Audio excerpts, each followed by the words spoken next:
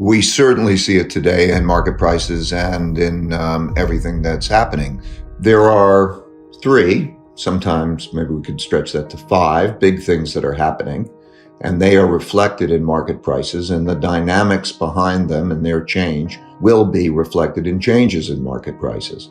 And those three big ones are, first, that which is happening with money and credit. In other words, when you spend a lot more money than you earn, then the government does that. That means that a lot of money is printed and it moves its way through the system in a way that is reflected in market prices. And so that is what is happening now. The second is the very large internal conflicts that we're having that are due to wealth gaps, political gaps, and so on, that influence the left and the right and the dynamic between them.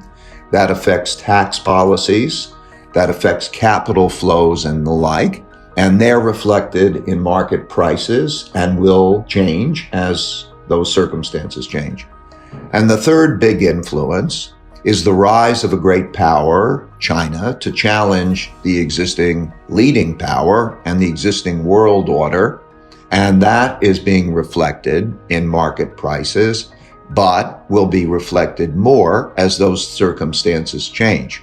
The other two that have been reflected through history, and I didn't have a full appreciation of until I studied the last 500 years of history, those two are technology and inventiveness changes. We're accelerating the rate at which they are occurring, and that adaptability and change is affecting our lives in big ways. So you cannot ignore the technologically and inventiveness changes. And the fifth are acts of nature. You know, the one thing that was interesting to me when I studied the last 500 years of history is that acts of nature, and they could be climate related, droughts and floods and pandemics, had cost more lives and toppled more civilizations than anything else, including wars. So they are something that comes along irregularly. You know, when you have the pandemic or the drought or that event that comes along once in 100 years or so, they have had big effects too. So pandemic is a reminder of those. But those are the drivers, and they will remain the main drivers. And as they change, prices will continue to change. I think you have to look at the dynamic behind those prices, and I think I would look at them a bit differently. Regarding the dynamic behind those prices, it is that we are spending more than we are earning by a lot, individuals and the country as a whole, and that we need money, partially because of the political issues, partially for all the reasons that you know. So a lot of debt is being created that is also producing the need for a lot of money. And as a result of that, we have very negative real interest rates. Real interest rates of short-term interest rates are significantly negative, and even bond yields, real bond yields, are over 100 basis points negative. And so when one looks at the return of owning those bonds, that is a very bad return. It means that if you save in those assets and you put it away, that you will lose buying power at probably a rate of 3 to 5% per year. We can guess what inflation is, and we can talk about that, but you will lose that. And that tax on your buying power makes one not want to be saving in those assets. It makes one want to borrow in those assets, and the availability of credit and that set of circumstances drives money into other assets. Have questions about your financial situation? Get a second opinion on Money Pickle. In less than 5 minutes, you can book a 45-minute video chat with a vetted and trusted CFP, fiduciary, or hybrid advisor. They'll tell you exactly what they'd do in your shoes. Ease your mind on retirement, estate planning, 401ks, taxes, inheritances, whatever's stressing you out. Best of all, it's free. You can even start a relationship with your professional, but there's no obligation and no commitment. Money Pickle, your free financial help desk. Book your free session on moneypickle.com today. And those assets are investment assets as well as goods and services. And so what we see now is that stocks are not expensive, not very expensive, maybe a little bit more so than normal, relative to bonds, which are very expensive, but still not expensive in relation to cash. And so they are all having expected returns that are comparatively low, and we have an inflationary period. So it's very important to understand the paradigm that we're in and how that dynamic works. And so as the inflation pressures become an issue and we have relatively, let's say, stronger growth, those things will start to change. And so the big question that the markets look at is how will that change as a result? Will the Federal Reserve and other central banks begin to tighten monetary policy? Because these things will change. And what will tax policies be and the like? And those things will affect market prices going forward. It's unsustainable. There's always, throughout history, a debtor and a creditor. And there's always, throughout history, the ability to create demand by creating debt and by creating money. And then there become clear preferences for doing one or the other. There are environments like the late 1970s when Federal Reserve Chairman Paul Volcker tightened money and wanted to make it good to save and bad to borrow and have credit. That set of circumstances was caused, and that action was caused by things that happened before it, high real interest rates and the like, and that produced the environment that we had, largely the disinflationary environment that followed. Similarly, the 1960s led to the 1970s. The 60s had too much debt creation due to war in Vietnam and what we call guns and butters policies that were spending more than we were earning. And that led to the necessity in 1971 for the President of the United States to acknowledge that they would no longer be able to pay the dollar claims in gold and to default on the gold claim and to devalue the exchange rate and to devalue the dollar, which led to the 1970s, inflation and so on. So there are always, all through history, the dynamic in which there are high real interest rates and it pays to be a saver for some times. And there are times when there are very, very low real interest rates and the need to create a lot of money and credit. And it pays to have assets, the opposite side of assets, positioned in the opposite way. And that's been true throughout history.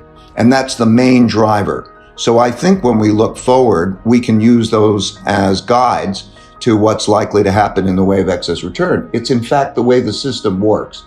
In other words, investors, borrowers and lenders look at the relative expected returns of cash, bonds, and other asset classes and move their money between those things based on the relative pricing. And that's why, for example, when there is a rise in interest rates, a tightening of monetary policy, and short-term interest rates rise relative to longer-term interest rates, so the yield curve begins to flatten and so on, that we see that there's a slowing in the economy and a slowing in capital availability, lending, long-term lending. There's a shift to saving, and as a result, there's a slowing of the economy. That's, to me, how the system works. The market is like it's like a poker game. I've played the poker game for over 50 years, and I'm saying it's a zero-sum game relative to what's priced in, and the smart people take money away from those who are less smart. And that's the way it works. I wouldn't be in the business unless that was true. The dollar as a reserve currency gives one the ability to print the world's money. It is both a good and bad thing. Being able to create debt gives you the buying power. Being able to print the world's currency, such as when we were in the COVID crisis, and being able to print the currency that around the world will be accepted, allowed us to sell more debt, because when you buy debt, it's somebody else's currency. In other words, when one owns debt, the buyer of that debt is owning your promise to deliver them currency. And when you have the world's reserve currency, it allows you to get into more debt. Now, getting into more debt has historically, if not done correctly or not done sustainably, in a way it creates obligations to pay back. And those obligations to deliver currency and pay back have produced different types of problems in the future. So debt is very short-term stimulative and it's longer-term depressing, and the ability to do that and have others take on our liability. As John Connolly said when he was the Treasury Secretary and the dollar was devaluing and a risk, the dollar is our currency, but it's your problem. It's a net benefit, but like most things, it's cyclical because you have to pay back and it produces problems sometimes when you pay back. So the United States is more indebted as a result of it being a reserve currency. And it all depends on, who's going to get stuck with that. There are two main sources of inflation. There's the usual supply and demand for goods, cyclical inflation, so that when there's a demand for something, that there can't be a greater amount of supply being produced for it. There's an upward pressure in that price. And so that comes from strong demand pressing up against capacity limitations. That's cyclical inflation. And it depends on how far the central bank accommodates that. So that's the cyclical inflation. The second is monetary inflation. When the production of debt is large, but the central bank produces more money and credit, that has the effect of devaluing the value of money and credit, which doesn't look like it is going down as much as it looks like other things are going up, so that you see things going up as they are now, and that's monetary inflation. I think right now we have both cyclical inflation and monetary inflation, so that if you look at the demand for everything, right now, the demand is greater than the capacity. It's really an excess demand issue provided by a lot of money and credit being put out. And we also are running large deficits. And as we start to look farther forward, we have these very cheap interest rates, which means that it pays to buy things like, let's say, houses. Practically, there's no interest rate to speak of. And now a lot of loans are made on interest-only loans even. So with hardly any interest rate and not having to pay back principal payments in terms of the amount of ridiculousness that it's gotten to that way, there's a lot of demand for those kinds of things. Now that could be cyclical, but I don't believe when I look forward that our deficits will be primarily cyclical. So I looked into the issues of politics and the issues of the deficits and the needs for money and credit, or the desires for money and credit. And I think that they'll be structural.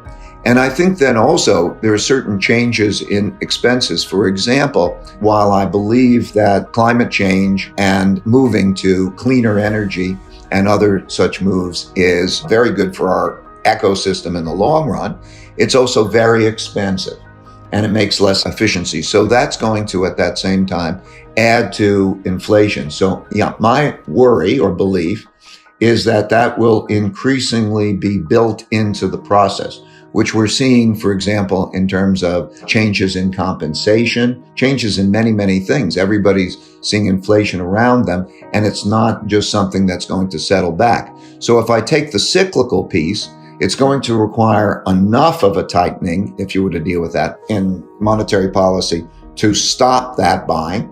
And the consequences of that would be very bearish for markets, and it would be very bearish for the economy. And I believe too bearish for the Federal Reserve to want to tolerate. And that would only deal with the cyclical inflation pressures, whereas at the same time, we have the structural issues of those kinds of deficits that need to be monetized. So for those reasons, I don't believe it's transitory, that we will go back to what we experienced before. Book your free session on moneypickle.com today.